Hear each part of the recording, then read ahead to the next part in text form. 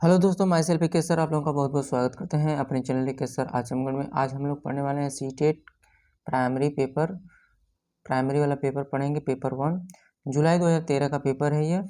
चलिए इसको देखते हैं। हम लोग चाइल्ड डेवलपमेंट एंड पेडागोजी पढ़ने वाले हैं। इसके 30 क्वेश्चन करेंगे। तो पहला प्रश्न आपका यह है, निम्नलिखित में से कौन सा सत्य है। तो आपके ऑप्शन हैं, पहला ऑप्शन है विकास और सीखना सामाजिक सांस्कृतिक संदर्भों से अप्रभावित है। दूसरा ऑप्शन है छात्र केवल एक निश्चित तरीके से सीखते हैं। तीसरा ऑप्शन है खेल संज्ञान और सामाजिक क्षमता के लिए महत्वपूर्ण है। चौथा ऑप्शन है शिक्षक द्वारा प्रश्न करना संज्ञानात्मक विकास को बाधित करता है। तो इसका सही जवाब होगा तीसरा वाला जवाब इसका सही है। खेल संज्ञान और सामाजिक क्षमताओं के लिए महत्वपूर्ण है। अगले प्रश्न पर चलते हैं। दूसरा प्रश्न है, मानव विकास और वृद्धि को समझाना एक शिक्षक को डैश में सक्षम बनाता है। पहला ऑप्शन है शिक्षक के दौरान शिक्षार्थियों की भावनाओं पर नियंत्रण रखने में। दूसरा ऑप्शन है विविध शिक्षार्थियों को पढ़ाने के बारे में स्पष्ट रहना। तीसरा ऑप्शन है छात्रों को बताइए कि वे अपने जीवन को कैसे बेहतर बनाए सकते हैं। चौथा ऑप्शन है एक निष्पक्ष तरीके से उन्हें शिक्षण का अभ्यास करवाना। तो इसका सही जवाब होगा दूसरा ऑप्शन, विविध शिक्षार्थियों को पढ़ाने के बारे में स्पष्ट रहना। चलते हैं अगले प्रश्न की तरफ। प्री प्राइमरी में बच्चों को संतुष्टि ट्राम की खोज करने की अनुमति मिलती है। वे निराश हो जाते हैं जब वे हतोत्साहित होते हैं। वे अपने प्रेरणा के कारण ऐसा करते हैं। पहला ऑप्शन है उनकी अज्ञानता को कम करने के लिए। दूसरा ऑप्शन है कक्षा के साथ संबंध के लिए। तीसरा ऑप्शन है कक्षा में अव्यवस्था पैदा करने के लिए। चौथा ऑप्शन है उनकी शक्ति का प्रयोग करने के लिए। इसका सही जवाब होगा पहला ऑप्शन, उनकी अज्ञानता को कम करने के लिए। अगले प्रश्न की तरफ चलते हैं। राजेश एक प्रतिनिधि पाठक है। अपनी पाठ्यक्रम पुस्तकों का अध्ययन करने के अलावा वह अक्सर पुस्तकालय जाते हैं और विभिन्न विषयों पर पुस्तकें पढ़ते हैं। दोपहर के भोजन के अंतराल में भी राजेश अपनी परियोजना करते हैं। उसे अपने शिक्षकों या माता पिता द्वारा परीक्षणों के लिए अध्ययन करने के लिए संकेत देने की आवश्यकता नहीं है। लगता है कि वास्तव में सीखने के लिए आनंद आता है। वह सबसे अच्छा डैश के रूप में वर्णित किए जा सकते हैं। पहला ऑप्शन है तथ्य केंद्रित शिक्षार्थी। दूसरा ऑप्शन है शिक्षक द्वारा प्रेरित शिक्षार्थी। तीसरा ऑप्शन है मूल्यांकन केंद्रित शिक्षार्थी। चौथा ऑप्शन है आंतरिक रूप से प्रेरित शिक्षार्थी। इसका सही जवाब होगा चौथा ऑप्शन, आंतरिक रूप से प्रेरित शिक्षार्थी। अगले प्रश्न में चलते हैं। दी गई जानकारी का विश्लेषण करने के लिए निम्नलिखित में से कौन सी संज्ञानात्मक क्रिया का उपयोग किया जाता है। पहला ऑप्शन है पहचानना। दूसरा ऑप्शन है अंतर। तीसरा ऑप्शन है वर्गीकृत करना। चौथा ऑप्शन है वर्णन करना। इसका सही जवाब होगा दूसरा ऑप्शन, अंतर। अगले प्रश्न की तरफ चलते हैं। सीमा एक परीक्षा में A+ ग्रेड स्कोर करने के लिए बेताब है। जैसे ही वह परीक्षा हॉल में प्रवेश करती है और परीक्षा शुरू होती है, वह बेहद घबरा जाती है। उसके पैर ठंडे हो जाते हैं। उसका दिल तेज होने लगता है और वह ठीक से जवाब नहीं दे पाती। इसका प्राथमिक कारण है, पहला ऑप्शन, वह अपनी तैयारी को लेकर बहुत आश्वस्त नहीं हो सकती। दूसरा ऑप्शन है वह इस परीक्षा के परिणाम के बारे में अत्यधिक सोच सकती है। तीसरा ऑप्शन है ड्यूटी पर आने वाला शिक्षक उसकी कक्षा शिक्षक हो सकता है और वह बहुत सख्त स्वभाव का है। चौथा ऑप्शन है वह अचानक भावनात्मक प्रस्फुटन से निपटने में सक्षम नहीं हो सकती। इसका सही जवाब होगा चौथा ऑप्शन, वह अचानक भावनात्मक प्रस्फुटन से निपटने में सक्षम नहीं हो सकती। अगले प्रश्न पे चलते हैं। एक शिक्षक को चाहिए, क्या चाहिए? पहला ऑप्शन, छात्रों द्वारा भूलों के रूप में की गई त्रुटियों का उपचार करें और प्रत्येक त्रुटि पर गंभीरता से ध्यान दें। दूसरा ऑप्शन है सफलता को मापें, क्योंकि कई बार छात्र गलतियां करने से बचते हैं। तीसरा ऑप्शन है विचारों को संप्रेषित करने का प्रयास करते समय छात्रों को सही नहीं करें। चौथा ऑप्शन है व्याख्यान देने पर अधिक ध्यान दें और ज्ञान की नींव प्रदान करें। इसका सही जवाब होगा तीसरा ऑप्शन, विचारों को संप्रेषित करने का प्रयास करते समय छात्रों को सही नहीं करें। अगले प्रश्न की तरफ बढ़ते हैं। इसे अलावा समस्या समाधान की प्रक्रिया में निम्नलिखित चरण हैं। पहला ऑप्शन किसी समस्या की पहचान। दूसरा ऑप्शन समस्या को छोटे भागों में तोड़ना। तीसरा ऑप्शन है संभावित रणनीतियों का अन्वेषण करें।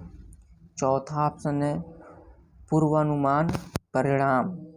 इसका सही जवाब होगा दूसरा ऑप्शन, समस्या को छोटे भागों में तोड़ना।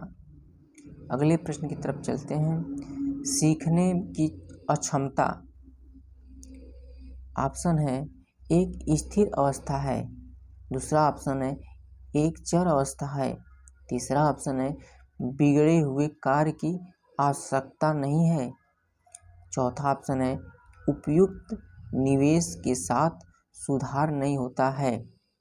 इसका सही जवाब होगा दूसरा ऑप्शन, एक चर अवस्था है। अगले प्रश्न पे चलते हैं। पेशीय कौशल में अधिगम अक्षमता को डैश कहा जाता है। पहला ऑप्शन है डिस्प्रेक्सिया। दूसरा ऑप्शन है डिस्कैल्कुलिया। तीसरा ऑप्शन है डिसलेक्सिया। चौथा ऑप्शन है डिस्फेसिया। इसका सही जवाब होगा पहला ऑप्शन, डिस्प्रेक्सिया। अगले प्रश्न में चलते हैं। बच्चों में सोचने और सीखने के लिए अनुकूल वातावरण के लिए निम्नलिखित में से कौन सा उपयुक्त है? आपका पहला ऑप्शन है लंबे समय तक निष्क्रियता से सुनना। दूसरा ऑप्शन है लगातार गृह कार्य देना। तीसरा ऑप्शन है शिक्षार्थियों द्वारा व्यक्तिगत कार्य किए जाना। चौथा ऑप्शन है छात्रों को क्या सिखाना है और कैसे सिखाना है, इसके बारे में कुछ निर्णय लेने की अनुमति देना। इसका सही जवाब होगा चौथा ऑप्शन,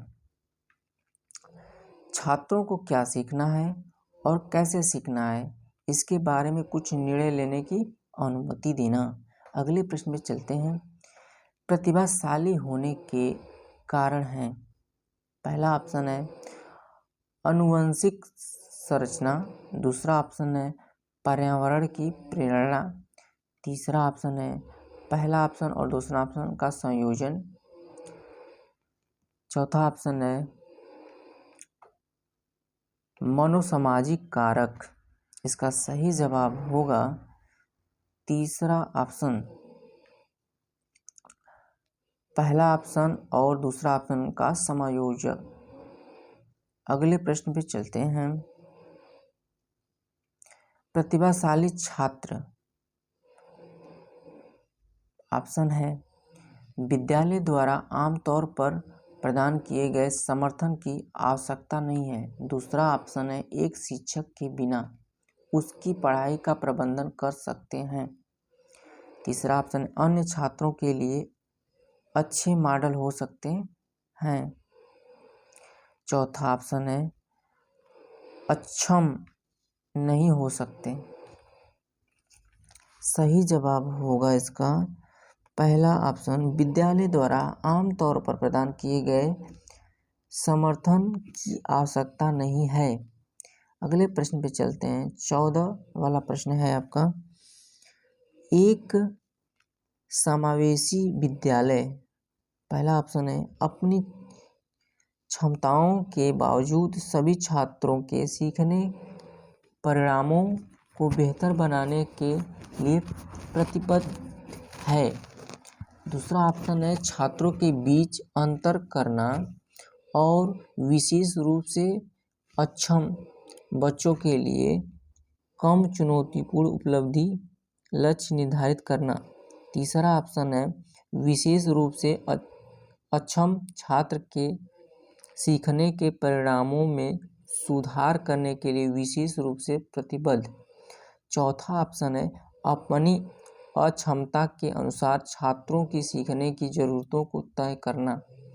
इसका सही जवाब होगा पहला ऑप्शन, अपनी क्षमताओं के बावजूद सभी छात्रों के सीखने के परिणामों को बेहतर बनाने के लिए प्रतिबद्ध है। अगले प्रश्न पे चलते हैं। 15वां क्वेश्चन है निम्नलिखित सभी के कारक सीखने की अक्षमता हो सकती है सिवाय। पहला ऑप्शन है सेरेब्रल डिसफंक्शन, दूसरा ऑप्शन भावनात्मक उपद्रव, तीसरा ऑप्शन व्यवहार में गड़बड़ी, चौथा ऑप्शन सांस्कृतिक कारक। इसका सही जवाब होगा आपका चौथा ऑप्शन सांस्कृतिक कारक। चलते हैं अगले प्रश्न पे। अगला प्रश्न है एक शिक्षक के पास उसकी कक्षा में कुछ शारीरिक रूप से अक्षम बच्चे होते हैं। निम्नलिखित में से कौन सा उसके लिए उपयुक्त होगा। पहला ऑप्शन है व्हीलचेयर पर बैठे बच्चे हाल में जाने में अपने साथियों की मदद ले सकते हैं। दूसरा ऑप्शन है शारीरिक रूप से अक्षम बच्चे कक्षा में एक वैकल्पिक गतिविधि कर सकते हैं। तीसरा ऑप्शन है मोहन आप खेल के मैदान में जाने के लिए अपनी बैसाखी का उपयोग क्यों नहीं करते।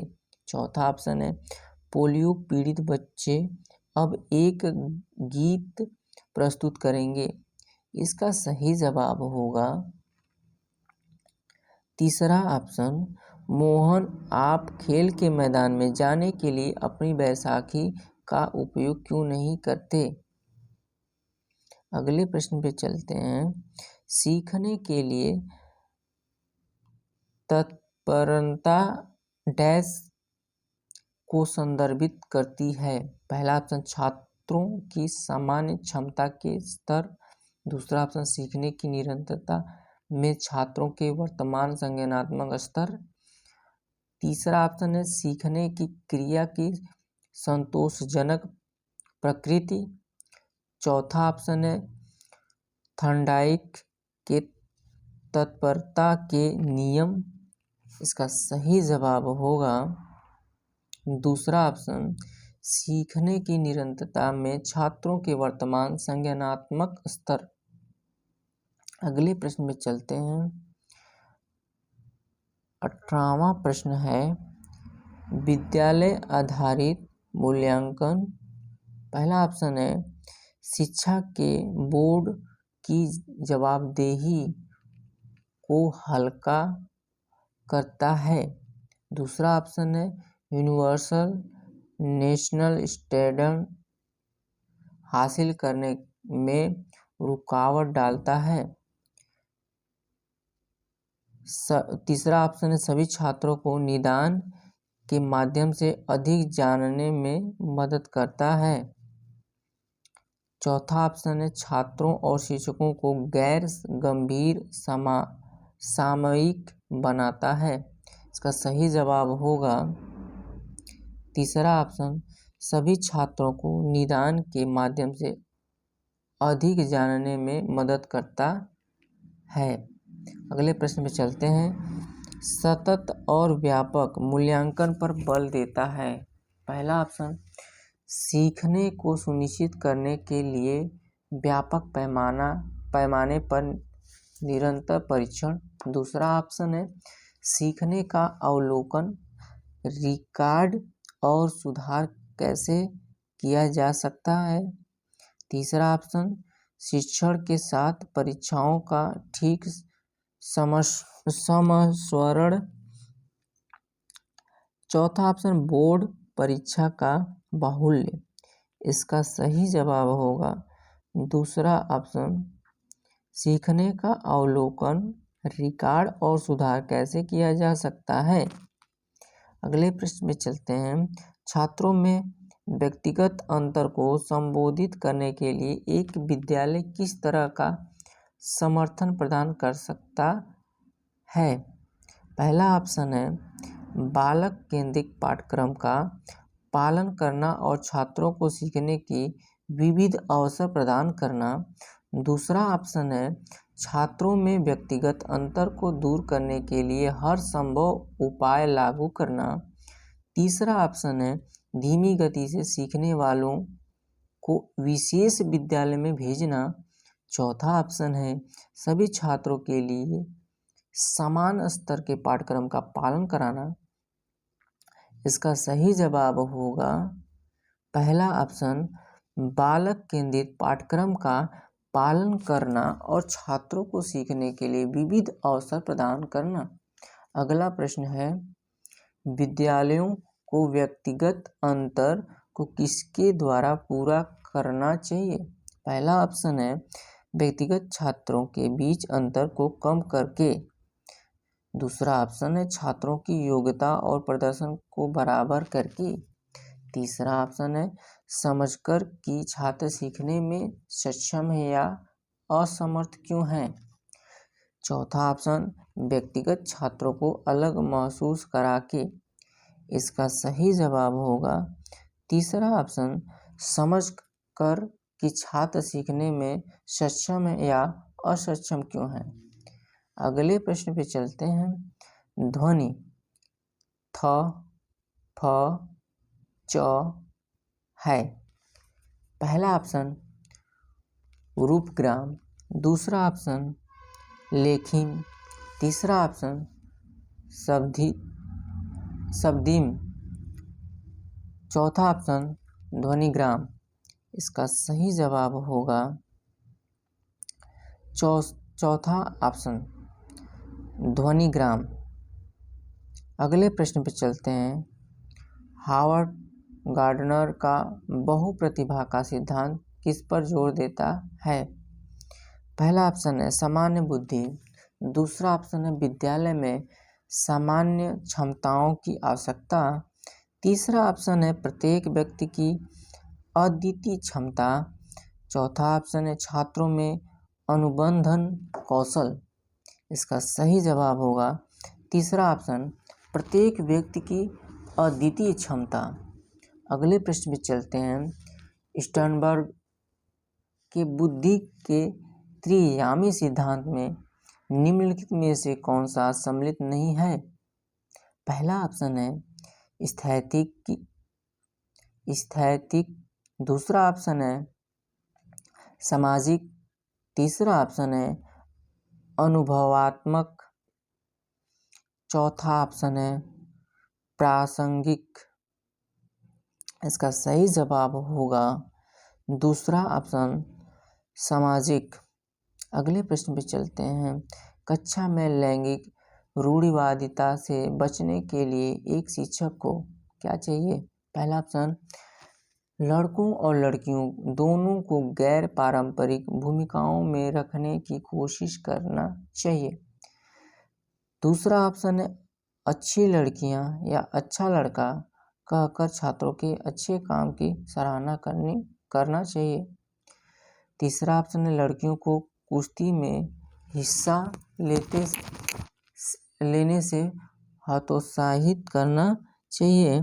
चौथा ऑप्शन है लड़कों को जोखिम लेने और साहसी होने के लिए प्रोत्साहित करना चाहिए। इसका सही जवाब होगा पहला ऑप्शन, लड़कों और लड़कियों दोनों को गैर पारंपरिक भूमिकाओं में रखने की कोशिश करना चाहिए।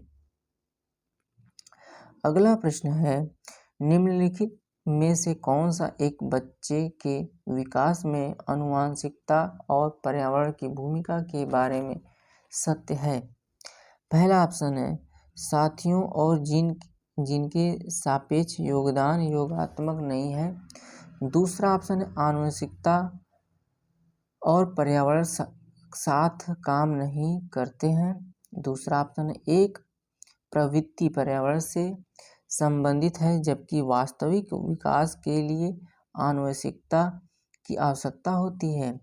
चौथा ऑप्शन है एक बच्चे के विकास में आनुवंशिकता और पर्यावरण दोनों का योगदान 50% है। इसका सही जवाब होगा पहला ऑप्शन, साथियों और जिन के सापेक्ष योगदान योगात्मक नहीं है। अगले प्रश्न पे बढ़ते हैं, समाजीकरण है। पहला ऑप्शन, शिक्षक और शिक्षण के बीच तालमेल। दूसरा ऑप्शन, समाज के आधुनिकीकरण की प्रक्रिया। तीसरा ऑप्शन, सामाजिक मानदंडों का अनुकूलन। चौथा ऑप्शन, सामाजिक मानदंडों में बदलाव। इसका सही जवाब होगा तीसरा ऑप्शन, सामाजिक मानदंडों का अनुकूलन। अगले प्रश्न पे चलते हैं, एक पीटी शिक्षक चाहता है कि उसके छात्र क्रिकेट के खेल में क्षेत्रण में सुधार करें। निम्नलिखित में से कौन सी रणनीति अपने छात्रों को उस लक्ष्य को प्राप्त करने में मदद करेगी? पहला ऑप्शन, विद्यार्थियों को बताएं कि उनके लिए क्षेत्र सीखना कितना महत्वपूर्ण है। दूसरा ऑप्शन, अच्छा क्षेत्ररक्षण और सफलता की दर के पीछे के तर्क को समझाइए। तीसरा ऑप्शन, छात्रों का अवलोकन करते समय क्षेत्ररक्षण का प्रदर्शन कीजिए। क्षेत्ररक्षण में छात्रों को बहुत अभ्यास दीजिए। इसका सही जवाब होगा चौथा ऑप्शन, क्षेत्ररक्षण में छात्रों को बहुत अभ्यास दीजिए। अगला प्रश्न है, एक शिक्षक अपने छात्रों को किस स्थिति के कई विचारों की सराहना करने में मदद करना चाहता है? वह अपने छात्रों को विभिन्न समूहों में इस स्थिति पर वाद विवाद के कई अवसर प्रदान करता है। वाइगोत्स्की के दृष्टिकोण के अनुसार छात्र विभिन्न विचारों को देखते हैं और अपने दम पर स्थिति के कई दृष्टिकोण विकसित करते हैं। पहला ऑप्शन है आंतरिककरण। दूसरा ऑप्शन है निर्माण। तीसरा ऑप्शन है संचालन। चौथा ऑप्शन है युक्तिसंगत। इसका सही जवाब होगा पहला ऑप्शन, आंतरिककरण। सीता ने अपने हाथ से चावल और दाल खाना सीखा है। जब उसे दाल और चावल दिया जाता है तो वह चावल और दाल मिलाती है और खाना शुरू कर देती है। डैश चीज़ों का करने के लिए वह अपनी स्कीमा में चावल और दाल खाती है, समायोजित करती है। पहला ऑप्शन है। दूसरा ऑप्शन है आत्मसात। तीसरा ऑप्शन है विनियोजित। चौथा ऑप्शन है प्रारंभ। इसका सही जवाब होगा दूसरा ऑप्शन, आत्मसात। थैंक यू दोस्तों, हमारे साथ बने रहने के लिए और ऐसे ही वीडियो के लिए हमारे YouTube चैनल को सब्सक्राइब करिए और अपने दोस्तों के साथ शेयर करिए। धन्यवाद।